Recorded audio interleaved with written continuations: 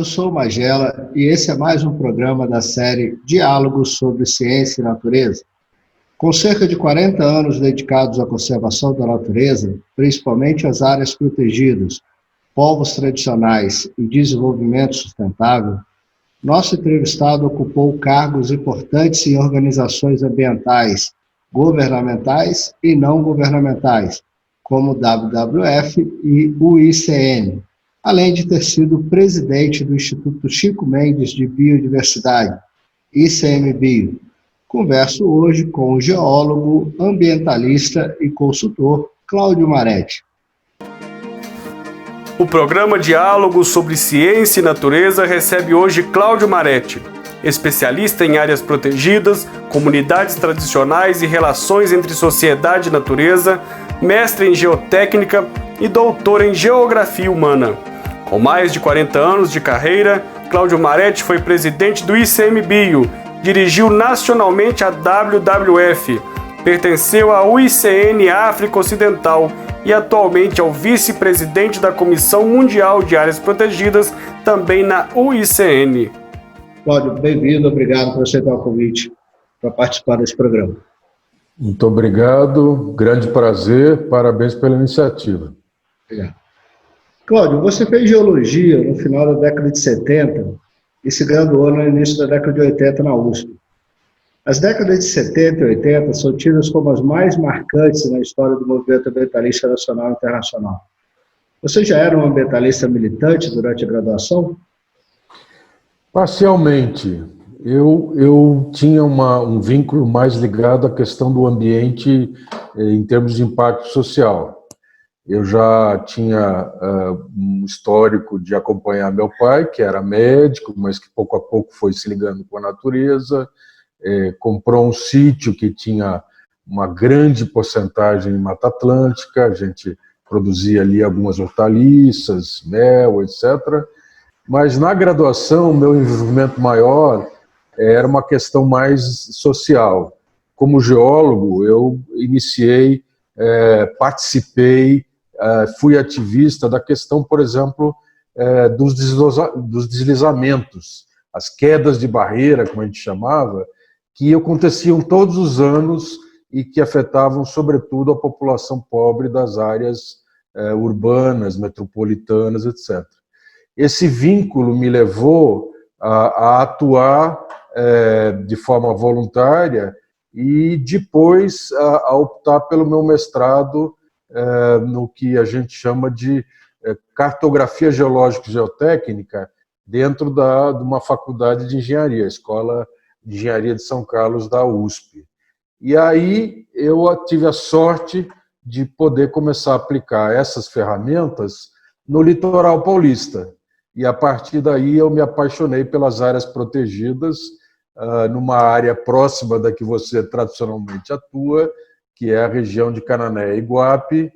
Fiz o meu mestrado com as condições de ocupação dessa região, fiz trabalhos ligados a loteamentos na Baixada Santista, ali muito problema de estabilidade em Santos, e também atuei aí em todo o litoral, Ubatuba, problemas de mineração naquela época, com extração de granito, conflitos de mineração no Parque Estadual Turístico do Alto Ribeira, que era o interesse do calcário para cimento versus a conservação das cavernas.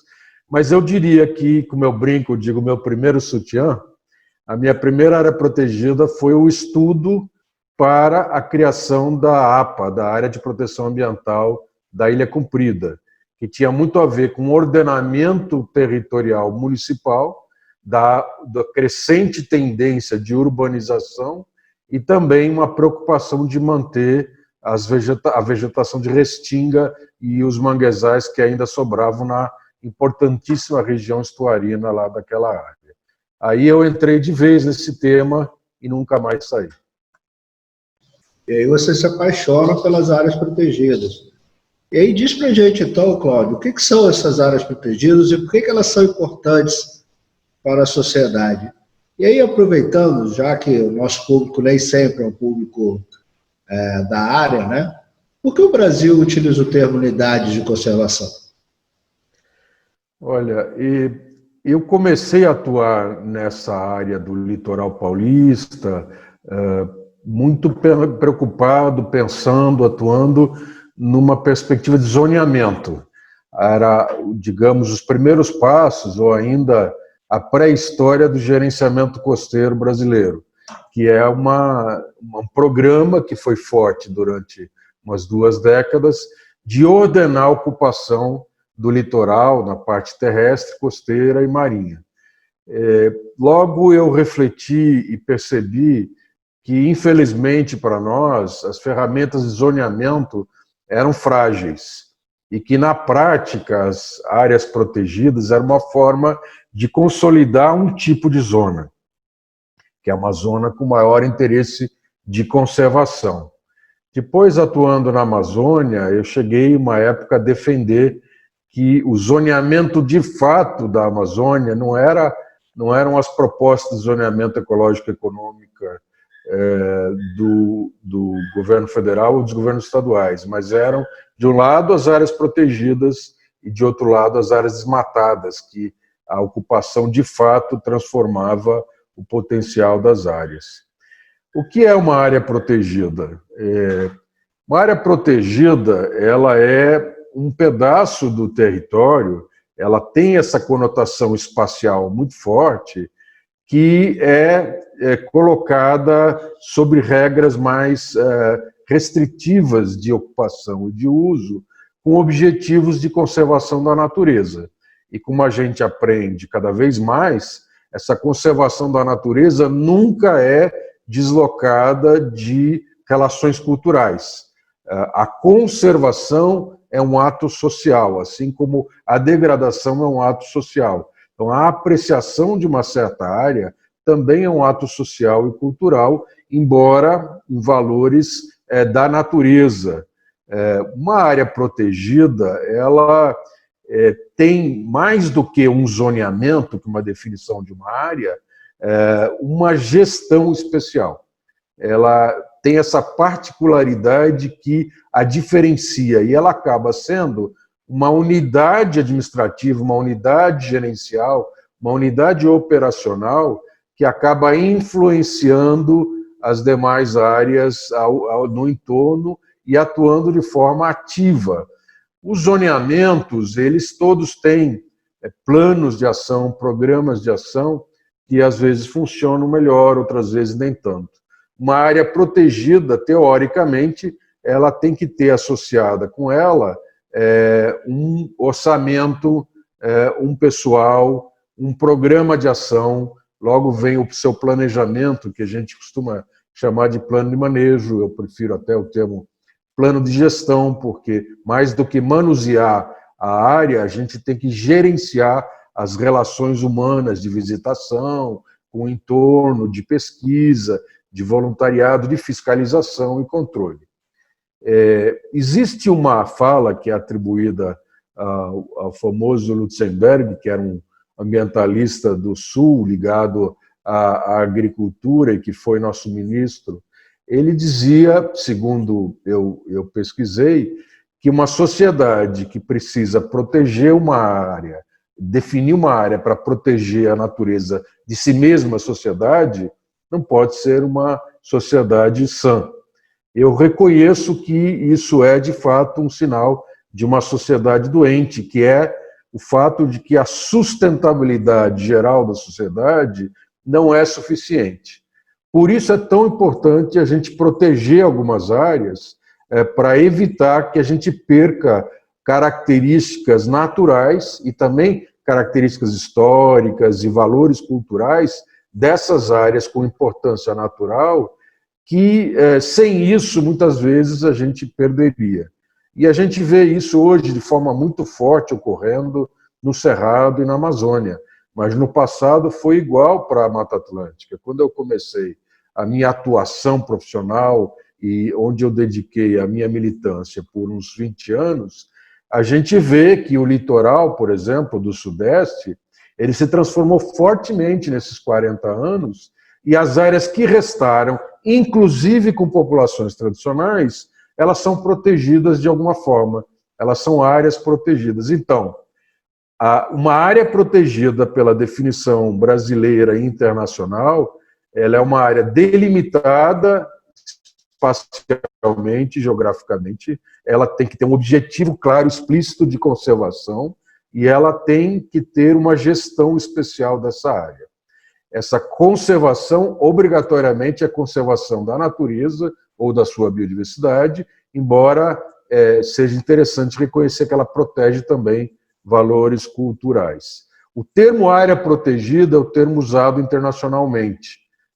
No Brasil, a gente usa a unidade de conservação porque assim foi definido pela lei nacional.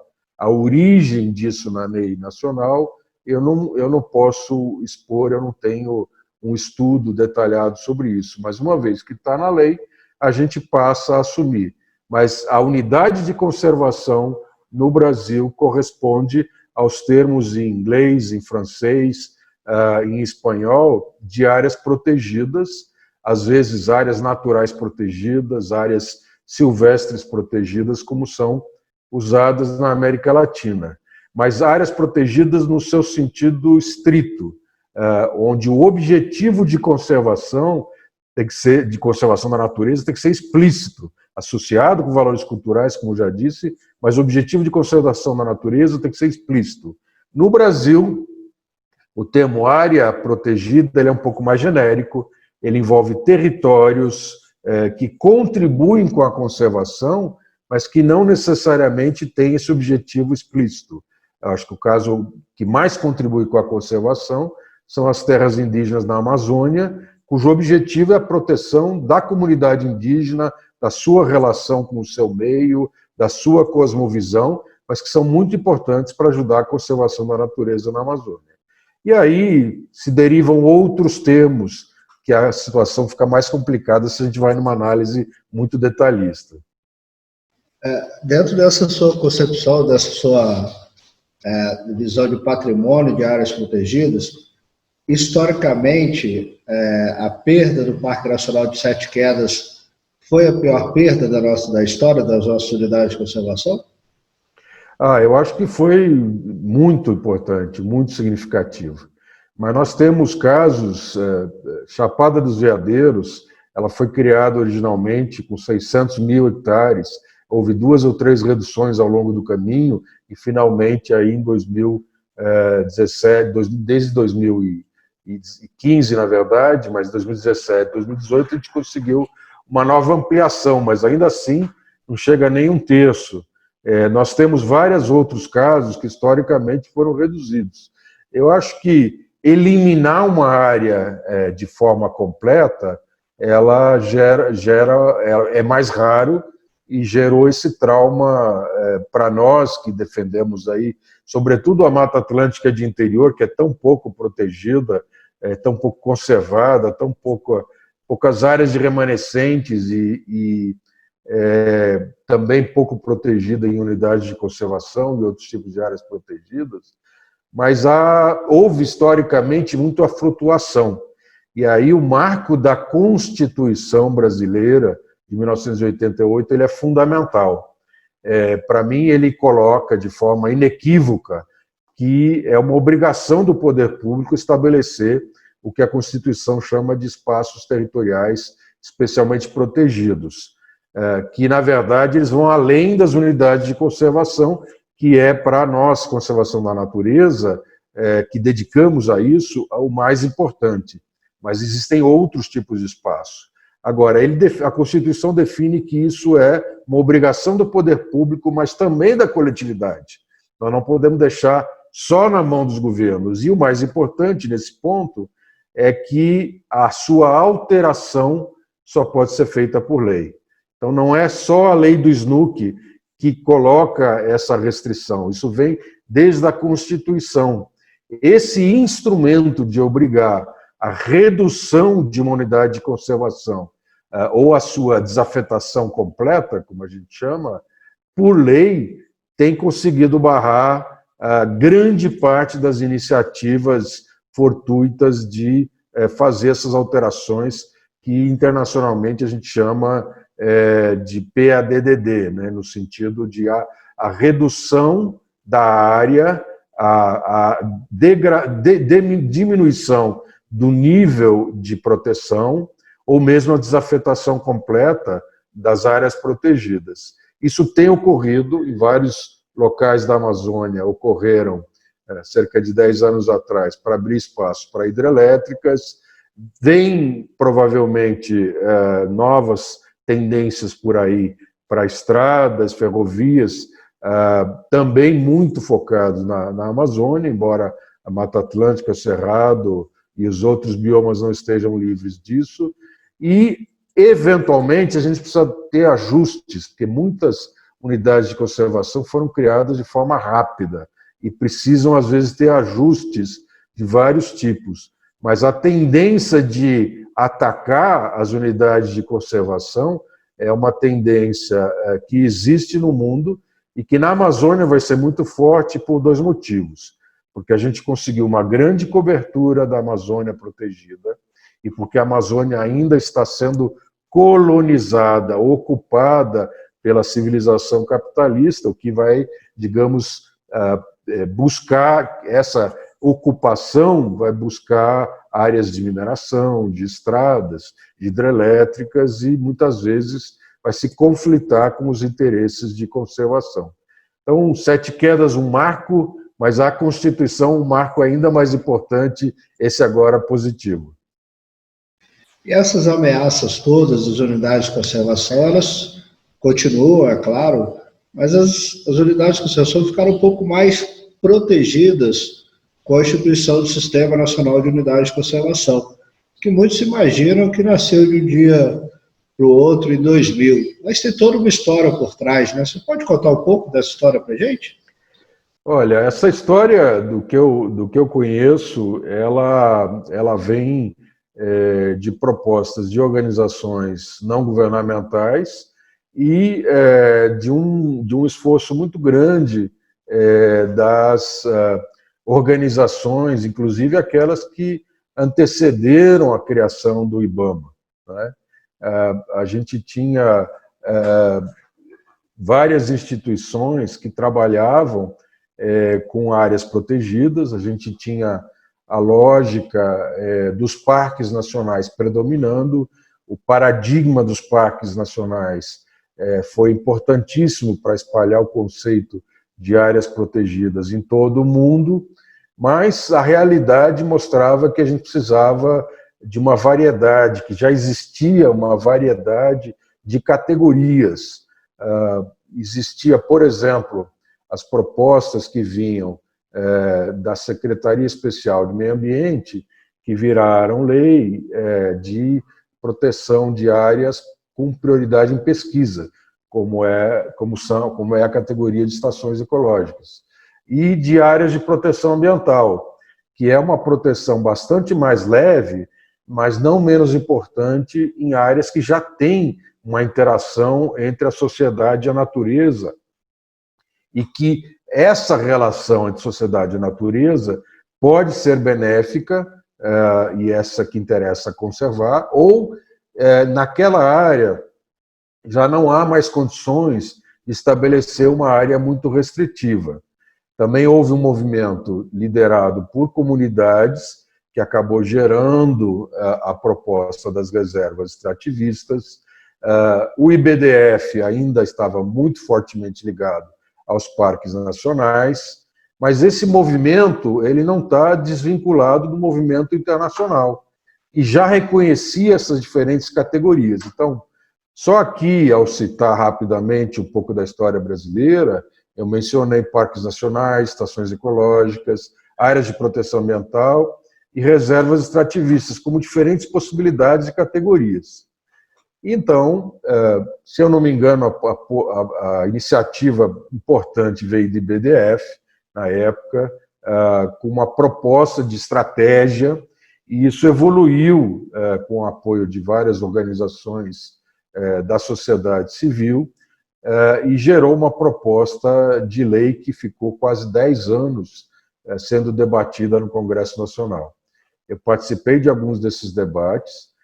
Os debates eram muito apaixonados entre a negação das APAs, a negação de qualquer categoria de uso sustentável das reservas extrativistas, a proposta que veio de comunidades caiçaras com pessoas profissionais, intelectuais que eram muito polêmicos na época da reserva ecológico-cultural, a posição, por exemplo, que amadureceu gente da área acadêmica, como o Márcio Aires, que começou com estações ecológicas e partiu para uma área mista, que na verdade é uma reserva mista, que acabou adotando muitos dos princípios das reservas ecológico-culturais que não foram adiante e configurou a Reserva de Desenvolvimento Sustentável, a aceitação final do movimento das populações extrativistas nas reservas extrativistas. Tudo isso foi um debate muito intenso, muito grande, e eu diria que o Sistema Nacional de Unidade de Conservação ele é importantíssimo. Ele é um marco internacional. Poucos países têm um sistema nacional bem estabelecido. Se nós compararmos alguns países que têm histórico em áreas naturais protegidas na nossa vizinhança, como a Argentina e o Chile, basicamente eles estavam ligados ao governo nacional, muito depois é que eles foram indo para as áreas provinciais e locais. Tem também uma forte tendência de preferir os parques nacionais e não considerar tanto as unidades de conservação do grupo de uso sustentável. Caso da Colômbia e do Peru, que são um pouco mais jovens, mas muito importantes nas últimas décadas, também tem instituições que cuidam basicamente de parques nacionais e depois os sistemas ainda estão se estabelecendo.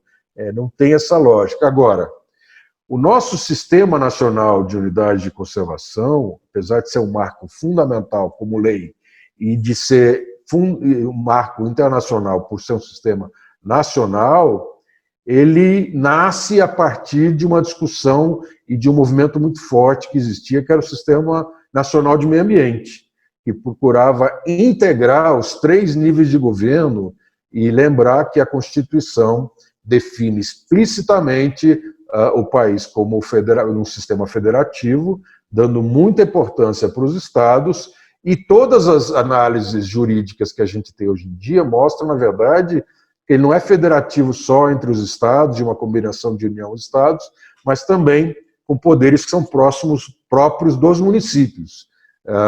Isso, inclusive, no campo da conservação, eu fiz alguns estudos recentes que comprovam essa opinião majoritária, que apesar dos municípios muitas vezes não estarem explícitos na noção da federação, eles estão presentes. E o Sistema Nacional de Meio Ambiente trazia essa visão de integração que foi se perdendo. Inclusive, havia uma visão, à época, de que a gente tinha que criar condições de estabelecer uma avaliação, uma gestão adequada por parte dos estados e depois dos municípios. Eu me lembro do PPG7, que era um programa muito importante de proteção das florestas tropicais, que ele financiou o estabelecimento das secretarias estaduais de meio ambiente da Amazônia, de forma muito clara. A gente teve também o PNMA, o Programa Nacional do Meio Ambiente, 1 e 2, e também apoiou a Mata Atlântica e outros biomas nesse estabelecimento. Mas, pouco a pouco, foi havendo uma erosão. Eu diria que o SNUC hoje ele é uma lei, ele não é um sistema de fato. Não existe uma complementaridade e uma integração de fato entre as unidades de conservação federais, estaduais e municipais num sistema. Existe a tentativa dos mosaicos, dos corredores ecológicos, existe um outro programa, como o ARPA ou outros, que inclui unidades de conservação subnacionais, e às vezes a gente acha que só as áreas nacionais são importantes, sem considerar as gigantes unidades de conservação que a gente conseguiu criar na área marinha em 2018, mesmo considerando a Amazônia, que gera distorções para qualquer análise que a gente faça, os estados respondem por cerca de metade do total da área. Então, pelo menos há uma divisão em área e importância de biodiversidade entre a União e os estados. E os municípios têm um papel fundamental de ter áreas protegidas próximo da população, que eles podem interagir, mas que eles podem visitar com facilidade. A visitação e essa interação e os benefícios à saúde, estabilidade térmica, etc., são fundamentais. Essa integração no sistema, ela não existe. Hoje eu diria, apesar da crise de saúde que a gente vive, nós deveríamos ter um SUS ecológico, porque o Sistema Nacional de Unidade de Conservação, ele é muito importante na lei, mas ele não funciona como sistema sequer dentro dos órgãos nacional, federal, estaduais e municipais. Eu que fui dirigente do Instituto Nacional, responsável pelo que a gente chama das unidades de conservação federais, vejo que a gente ainda não aprendeu a gerenciar o sistema, ainda que seja só o subsistema estadual, federal, municipal. Então, a visão de sistema, a integração entre os 3 níveis, era parte importante da criação do SNUC, mas hoje ela é muito frágil, a gente tem que resgatar e buscar a gestão do sistema e a integração entre os níveis novamente. Você tocou numa discussão forte que ocorreu durante a construção do SNUC, que foi a discussão das unidades de proteção integral e o sustentável. Eu queria te perguntar se esse momento foi o auge do possível conflito que existe historicamente no movimento ambientalista entre as duas correntes, as dos preservacionistas, que acreditam que a natureza só pode ter o uso indireto, e a dos conservacionistas, que acreditam no uso sustentável da natureza. Quer dizer, a construção do SNUC foi o auge dessa discussão no Brasil? Eu acho que no Brasil, sim. Obviamente, o debate continuou depois, durante a primeira década aí desse século. Mas eu acho que o embate tão intenso como foi no SNUC não continuou. E eu acho que isso é salutar, porque afinal a gente teve algum tipo de acordo social que foi cristalizado na aprovação da lei, e uma lei que é benéfica para todos. Internacionalmente, eu acho que esse debate já vinha sendo superado um pouco antes. Foi muito importante o marco do Congresso Mundial de Parques de Durban, 2003, que reconheceu o novo paradigma. Mas, na prática, desde a década de 60 e 70, já se reconhecia diferenciações no modelo teórico ideal. O papel das comunidades locais e tradicionais, como direito, mas também como colaborador da conservação, foi muito forte na década de 70 e um pouco na de 80. Mas foi consagrado, eu diria, no Congresso Mundial de Parques em Durban, em 2003. Eu acho que esse embate, embora ele persista, ele é algo do passado. É super compreensível que quem nasceu com uma visão de parques nacionais, esse conceito que foi fundamental para gerar o fato de que hoje nós temos cerca de 15% do mundo protegido, pelo menos na área terrestre, estamos chegando rapidamente aos 10% da área marinha, com milhares e milhares e milhares de áreas reconhecidas como áreas protegidas internacionalmente. Só no Brasil, se a gente contabilizar mal as reservas privadas oficiais, as RPPNs e as unidades municipais, a gente chega acima de 2.000 unidades de conservação. Então, o modelo, o paradigma dos parques nacionais foi muito importante. E ele nasce como reação, como defesa à agressão que a sociedade continua fazendo contra a natureza. Então, quem nasceu, se cresceu, se fortaleceu com esse conceito, tinha medo da diluição, já aquelas poucas áreas que eram protegidas, nelas serem também autorizada a extração de recursos naturais verem o seu orçamento diluído com tantas outras áreas, etc. Quando a gente faz uma lógica de ordenamento territorial, a gente tem uma outra perspectiva, porque não é uma área sozinha tendo que ser defendida, mas é uma visão do território, onde cada categoria tem uma função diferente, e o que não está tão claramente nos manuais, mas que eu insisto em dizer que é parte da realidade, a possibilidade de criar uma área diferente. Eu estou, nesse momento, hoje mesmo, envolvido no movimento em defesa de um monumento natural, numa área que no passado já foi proposta para um parque nacional e que não foi à frente, né? Um pedacinho do que já foi defendido como parque nacional, talvez hoje a gente consiga proteger como monumento natural. Não vem ao caso discutir o caso específico, mas áreas de proteção ambiental, monumentos naturais, muitas vezes tem a ver com o fato de que a gente não pode proteger de forma absolutamente restrita, como uma reserva biológica, áreas que já têm uma interação, que já têm ocupação. A gente não tem capacidade de mobilização política para fazê-lo. A gente não tem como convencer a sociedade. Áreas como reivindicadas por comunidades extrativistas, pescadores artesanais, elas são de direito, muitas vezes, áreas de uso dessas comunidades, e criar aí um parque nacional, uma estação ecológica, como foi o caso de Mamirauá no início, às vezes retira dessa comunidade seus direitos, quando eles poderiam ser aliados, como de fato a gente vê na Reserva de Zona Ocidental de Mamirauá de hoje.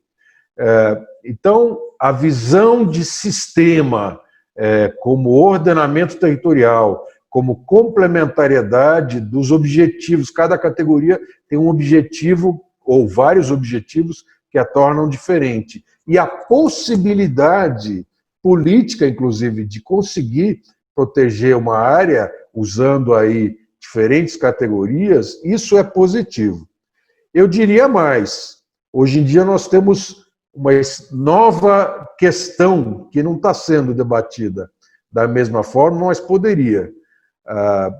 Quando a gente foi estabelecer o segundo plano estratégico da Convenção sobre Diversidade Biológica, o Brasil se preparou muito bem, teve um debate nacional, o Ministério do Meio Ambiente foi muito além do que o Ministério das Relações Exteriores do Itamaraty normalmente faz, houve envolvimento de ONGs, etc., mas havia um clamor internacional, que hoje se repete, para proteção maior, uma área mais ampla de proteção. O acordo possível na Conferência de Nagoya, na COP da Convenção sobre a Diversidade Biológica em Nagoya 2010, incluiu áreas protegidas, no sentido das nossas unidades de conservação, e outros mecanismos espaciais eficazes de conservação da biodiversidade. Ora, o que são esses outros mecanismos? Eles são além das unidades de conservação. Então, aí, a oportunidade que nós temos não é de dividir os esforços com outras áreas, mas é de conquistar os militares, por exemplo, como ocorreu na proteção da nossa zona econômica exclusiva, com a Marinha Nacional, como é possível a gente avançar ainda em áreas de Roraima, da Serra do Cachimbo, e muitas áreas menores em vários locais do centro-sul do país, que são áreas militares e que são conservadas. O caso de Alcatrazes, o arquipélago de Alcatrazes, talvez seja o mais famoso, que era uma área que era protegida parcialmente, por ser uma área de exercício da Marinha Nacional, da Marinha do Brasil, e atacada parcialmente por ser justamente exercício de tiro. Levou 30 anos, ou mais de 30 anos, mas a gente conseguiu chegar num acordo razoável. Hoje é uma área conservada e ainda tem um trecho específico para a Marinha, mas ela já não usa os explosivos, ela usa cargas inertes. Isso, vamos falar agora de povos tradicionais, vamos falar de áreas de proteção de mananciais de abastecimento de água, de áreas de conservação com interesse turístico, áreas paisagísticas, etc. Então, a intenção é a gente trazer esses outros atores sociais para o campo da conservação. mas não assumir que eles são parques nacionais ou que eles são unidades de conservação. Essas outras áreas são esses outros espaços territoriais, especialmente protegidos, que a Constituição diz, e que, no caso internacional, levou 8 anos, mas a Convenção definiu regras para aceitar essas áreas. Então não é uma área qualquer, sem contribuição à conservação. Uma área militar que é totalmente degradada, ou que não haja uma gestão e uma comprovação da contribuição em termos de conservação da natureza, em tese não pode ser aceito pela Convenção sobre Diversidade Biológica como um outro mecanismo eficaz. Essas áreas, a UICN, a Comissão Mundial de Áreas Protegidas, está chamando áreas conservadas, em complementação a áreas protegidas. Então nós estamos agora numa nova fronteira. Se o mundo acadêmico de onde você vem demanda mais área para poder manter a biodiversidade, há inclusive um movimento, digamos, mais ambicioso, que fala que nós precisamos de metade da terra protegida. Nós não vamos conseguir isso só com parques nacionais e nem só parques nacionais e reservas extrativistas. Nós vamos ter que ir buscar apoio nas áreas militares, nas áreas de proteção das águas para abastecimento das cidades, nas áreas de interesse turístico, em tantas outras áreas que contribuem para a conservação da natureza, mas não são criadas para isso especificamente. Cláudio, estávamos falando sobre essas duas correntes do movimento ambientalista, né, preservacionistas e conservacionistas, que você desenvolveu tão bem, como essas duas correntes se comportaram ao longo da história. Mas eu queria ainda insistir um pouquinho mais nessa história e te perguntar se isso, de alguma forma, esses dois pensamentos não ficaram presentes nos órgãos oficiais quando da existência do IBDF, da SEMA, o IBDF muito ligado aos parques e reservas biológicas, a SEMA, a estação ecológica e as áreas de proteção ambiental, e se isso não acabou resultando no histórico de conflitos socioambientais durante a criação de unidades de conservação no Brasil, que marca muito a história da criação das unidades de conservação, e de que forma o IBAMA e principalmente o ICMBio minimizaram esses conflitos posteriormente. Olha, acho que esse embate, como já mencionei, eu acho que ele perdeu relevância histórica. Mas ele continua. Existem pessoas, profissionais, especialistas, alguns muito, muito respeitados, e que a gente tem que reconhecer a sua contribuição histórica. A história acontece naquele momento, a gente faz uma interpretação e a gente revisa a interpretação, mas querer que 100 anos atrás existissem os conceitos que existem hoje é um equívoco.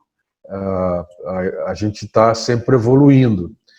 Então há profissionais, pesquisadores, personalidades de muito respeito que ainda insistem na visão de que só as unidades de conservação e proteção integral são importantes. Eu acho isso um equívoco, eu acho uma visão ultrapassada e eu tento, quando possível, dialogar com eles com muito respeito, mas muitas vezes já é uma posição já bem definida.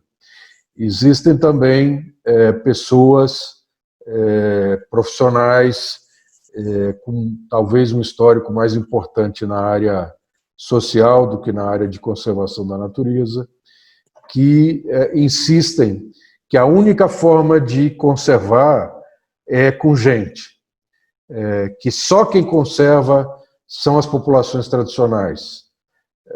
Eu acho isso um equívoco total. E acho que esse equívoco tem justificativas numa reação aos conflitos que você mencionou e à opressão que muitas vezes parte dessas populações sofreram. Eu acho que é um equívoco por vários motivos. Por exemplo, quando a gente fala de terras indígenas na Amazônia, o maior aliado da conservação das terras indígenas na Amazônia é a questão fundiária, né, que infelizmente em muitas situações é atacada quando se fala em revisão das terras indígenas.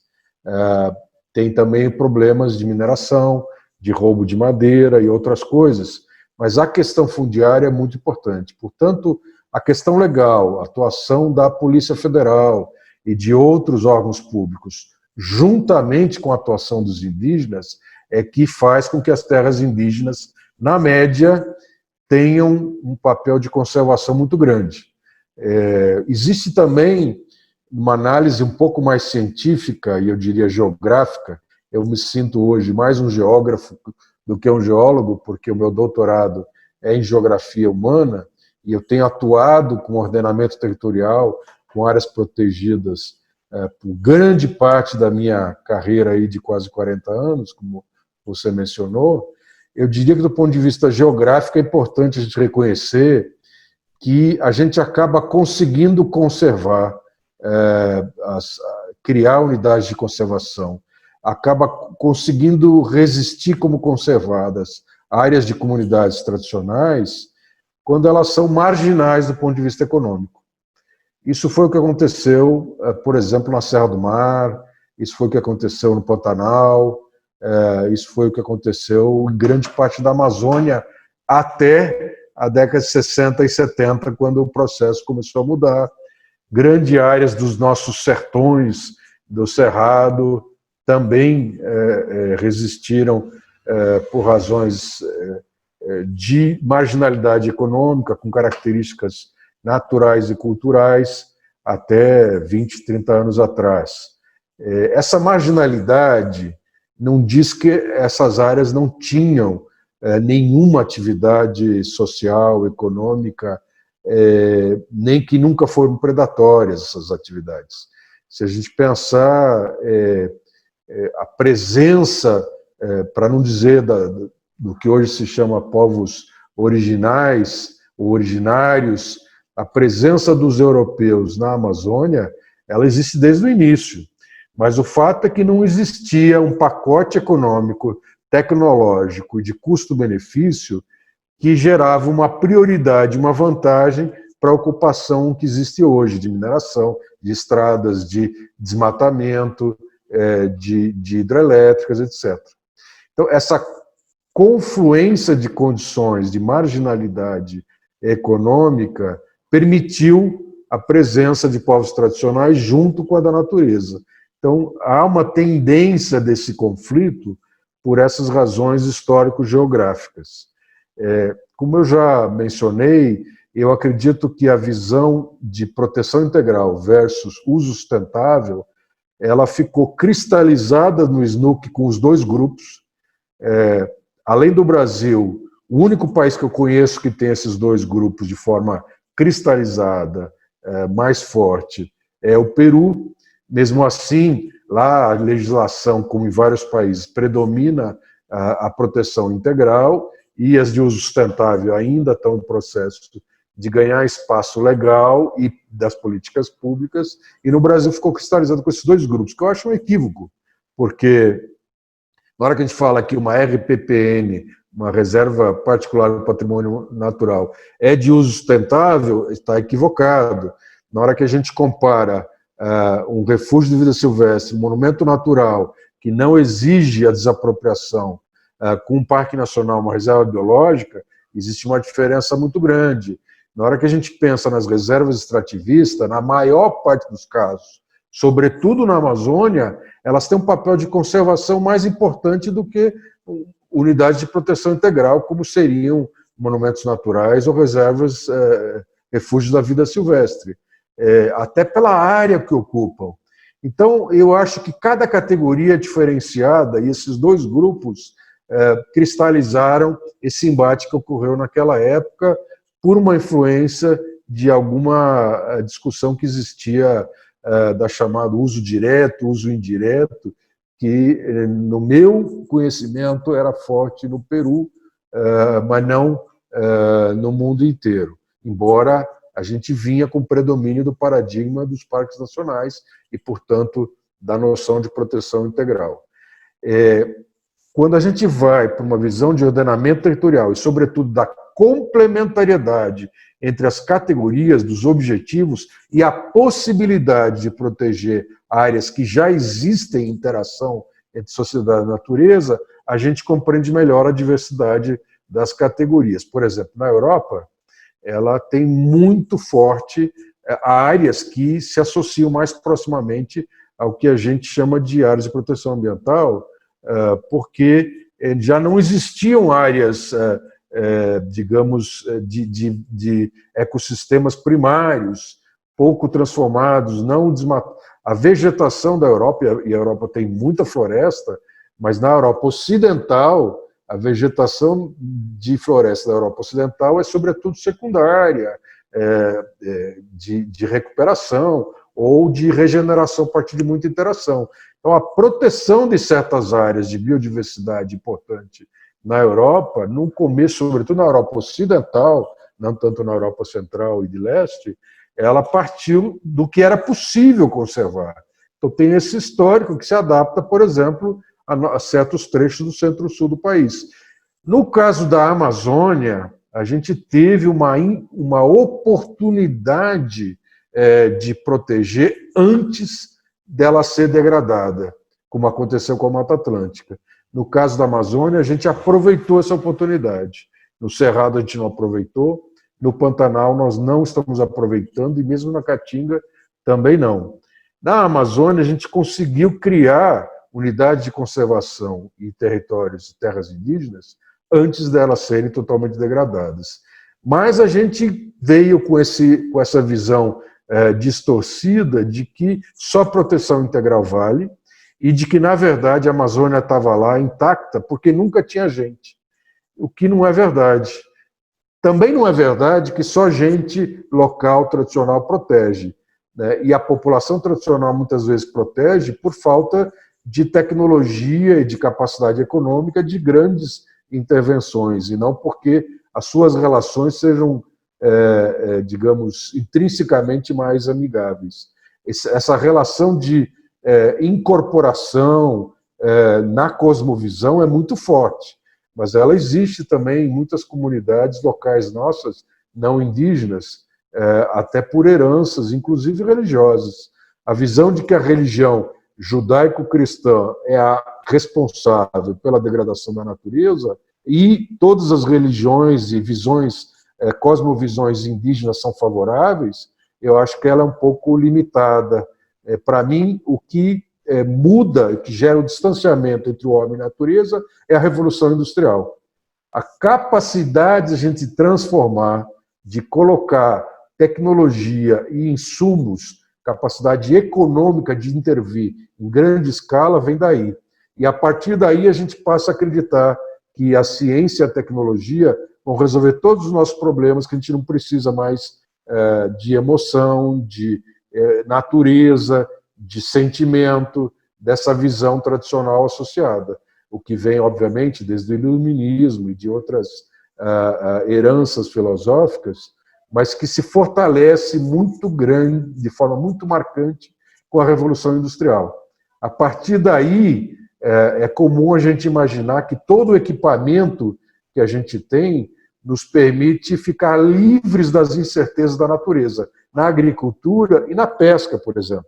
E a pesca é a demonstração mais cabal de que a gente aplicou toda essa capacidade econômica que a Revolução Industrial nos trouxe, tecnologia e volume de insumos, e conseguiu o quê? Nós conseguimos pescar muito, alimentar a população, mas estamos acabando com os estoques pesqueiros. Então, na verdade, nós estamos hoje mais dependentes da natureza, na pesca industrial, do que estivemos há 100 anos atrás, né? Então, a Revolução Industrial, para mim, marca uma grande diferença. E eu vejo que hoje o caminho é a confluência dos saberes.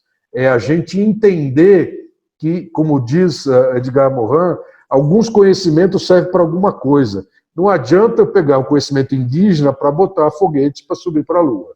Não faz o menor sentido. Para a gente entender como funciona o vírus dentro do corpo humano, a gente precisa lá do biólogo, do médico, do epidemiologista aprofundado. Agora, como é que se comporta a sociedade numa pandemia? Como é que a gente conserva as áreas naturais da Amazônia? Aí não é só o especialista de foguete, nem só o epidemiologista. A gente precisa de ciências sociais, a gente precisa entender que, na prática, a cosmovisão indígena os mantém mais ligados a essa natureza que a nós interessa conservar do que a biologia ou as ciências associadas à conservação na academia, nas grandes centros do pensamento do mundo. O que aconteceu, portanto, eu entendo, é o excesso de divisão, que historicamente está ultrapassado, mas que ainda existem posições arraigadas que predominam e uma tendência nossa a olhar mais para a divisão do que para a união e para a aliança. E essa divisão nos atrapalha, nos entrega de bandeja para os inimigos da conservação.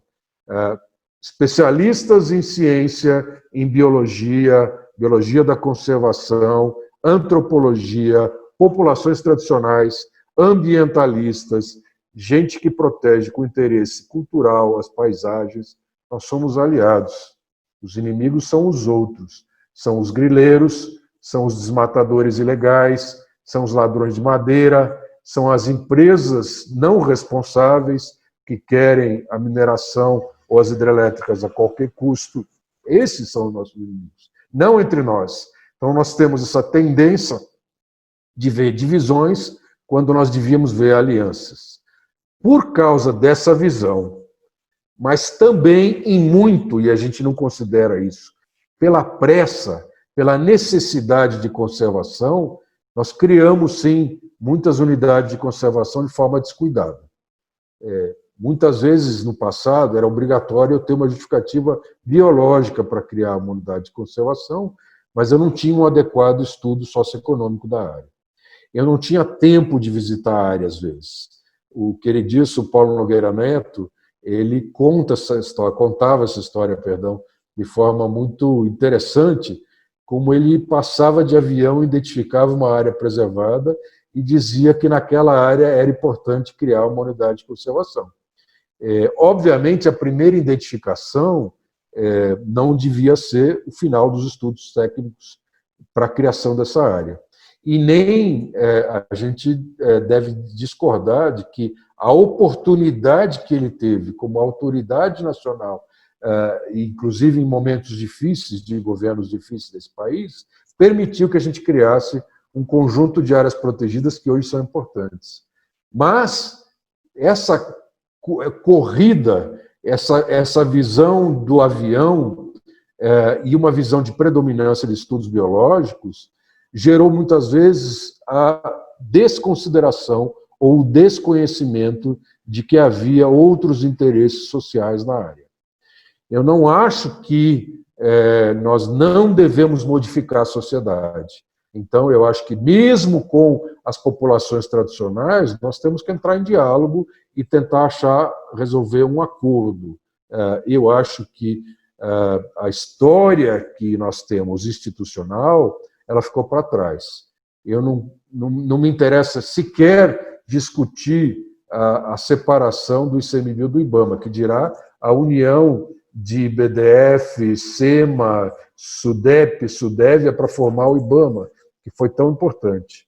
O ICMBio hoje, ele constrói a sua cultura institucional muito baseada no esforço dos seus servidores de achar soluções, inclusive com a fundação do que a gente chama Academia da Biodiversidade, a Acadebio, que é uma universidade corporativa e que é o centro da cultura organizacional do ICMBio. Mas tem, sim, pessoas com esses extremos arraigadas em visões parciais e não com essa visão do todo. Por isso que eu digo que a nossa gestão como sistema ainda é parcial. Então, geraram muitos conflitos. E hoje eu sou um defensor quase que 100%, é claro que há situações de distorção, mas dos direitos dos povos e populações tradicionais, dos povos e comunidades tradicionais. E eu diria que O que nós precisamos é trabalhar mais nos termos de compromisso e nos ajustes de certas áreas e entender que a predominância de um parque nacional ele deve ser a conservação da natureza associada com o turismo em uma certa área. Eu, inclusive, já fui crítico do turismo no passado, usando o caso do Parque Nacional de Yosemite.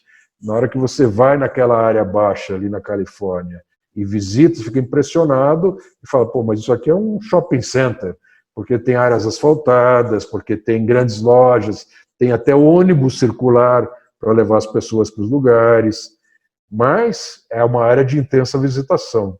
Não é tão diferente daquela área que vai da Portaria até as Cataratas de Iguaçu, no Parque Nacional de Iguaçu.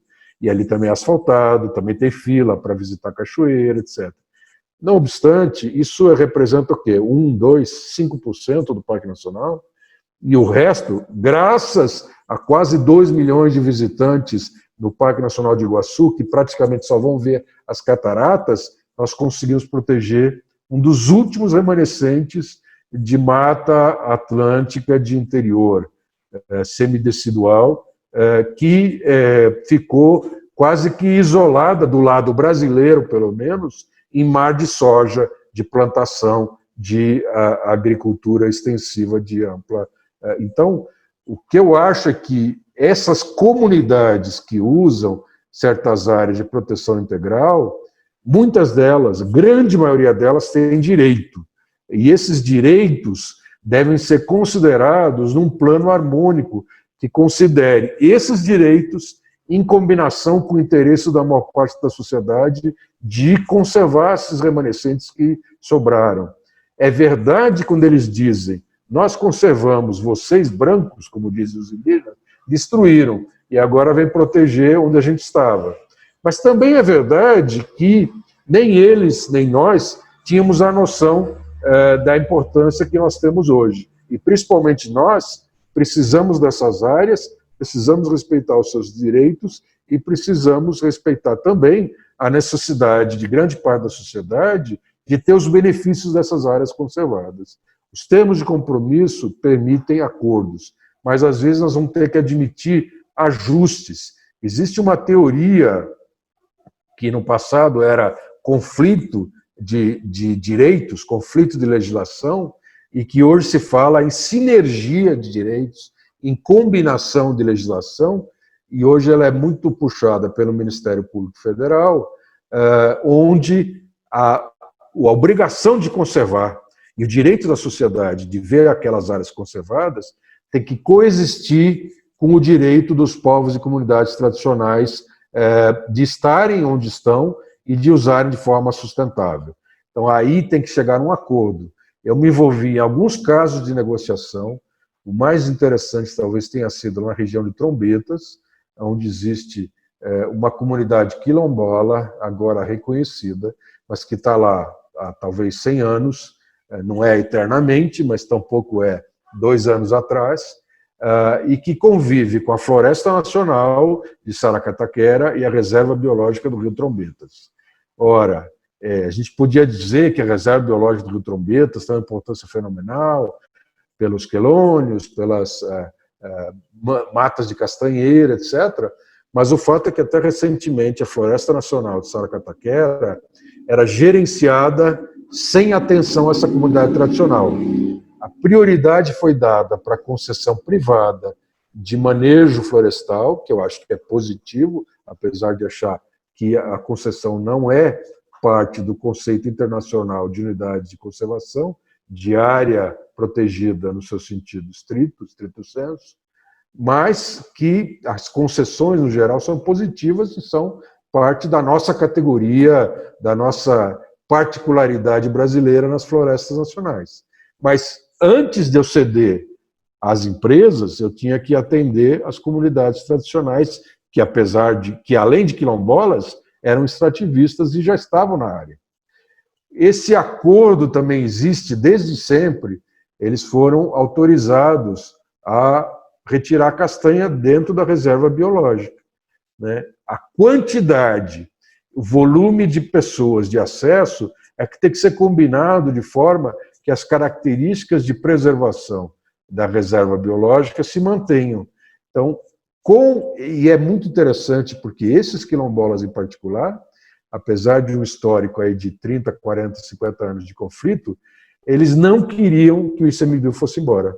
Então, eles não queriam perder o direito à titulação do território quilombola e nem queriam que as unidades de conservação deixassem de existir, porque eles viam que na região, em outras áreas da Amazônia, eles estavam ameaçados.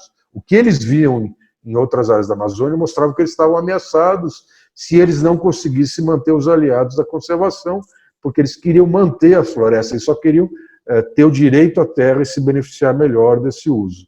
Esse caso não chegou a seu fim ainda, mas a negociação de 2 anos que eu participei, aí, mais ou menos 2017, 2018, foi muito, muito ensinadora, muito, muito interessante. Eu acho que esse contato nos traz aprendizagens para solucionar os conflitos. Cada caso é diferente, mas nós precisamos atuar em escala. Nós criamos comissões integradas entre ICMBio, FUNAI, ICMBio e INCRA e a Fundação Palmares, e eu acho que se a gente apoiar essas soluções, mas numa visão estratégica de escala, que a gente vai cometer erros, a gente vai avançar, mas depois tem que vir para o específico, e no específico tentar chegar a acordos com compreensão de todos, partindo de um conceito que nós somos mais aliados, nos interessa às comunidades tradicionais e aos interessados na conservação da natureza, nos interessa mais a aliança para ambos, ou para todos, porque são múltiplos, do que a divisão entre nós. Maravilha, Cláudio. Se a gente computar as terras indígenas, hoje nós temos cerca de 30% do território brasileiro coberto por áreas protegidas. Como a gente pode convencer a sociedade que isso é um patrimônio e não um entrave ao desenvolvimento econômico? Acho que esses números, se me permita, Magela, de fazer um pouco essa crítica dessa estatística nacional. A Amazônia distorce completamente as nossas médias nacionais. A Amazônia, ela de forma grosseira, porque tem a Amazônia Legal, a Bacia Amazônica, o bioma amazônico, etc. Mas a Amazônia, de forma simplificada, ela é aproximadamente metade do Brasil. E nós temos na Amazônia protegidos mais de 50% entre unidades de conservação e terra indígena. Então, isso distorce o fato de que nós não temos nem terras indígenas, nem unidades de conservação suficientes na maior parte dos outros biomas, né? No Pantanal, na Caatinga, no Pampa, para começar pelos piores, mas no Cerrado também. E na Mata Atlântica, se a gente considerasse a área original, a gente tem uma proteção ridícula, mas considerando os remanescentes, a gente protege um pouco mais, assim como na zona costeira, inclusive a costeira marinha, não considerando o mar todo. Então essas estatísticas são um pouco diferentes, mas esses números não convencem ninguém, nem atrapalham, assim, eles são usados para quem já está convencido, né, a favor ou contra.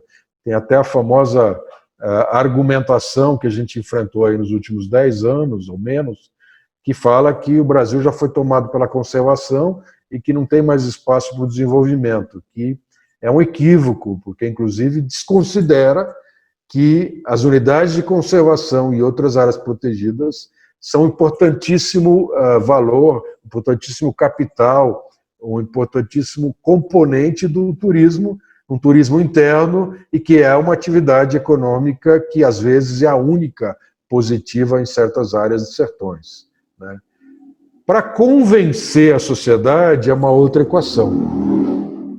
A sociedade fala muito na Amazônia, porque esse discurso ele é constante. A Amazônia, a gente às vezes gera um ciúme interno, porque só a Amazônia, porque só a Amazônia. A Amazônia é o conjunto de ecossistemas mais importante do mundo. Mesmo na área marinha, o paralelo, que seria lá o Triângulo dos Corais, do Sudeste Asiático, está longe.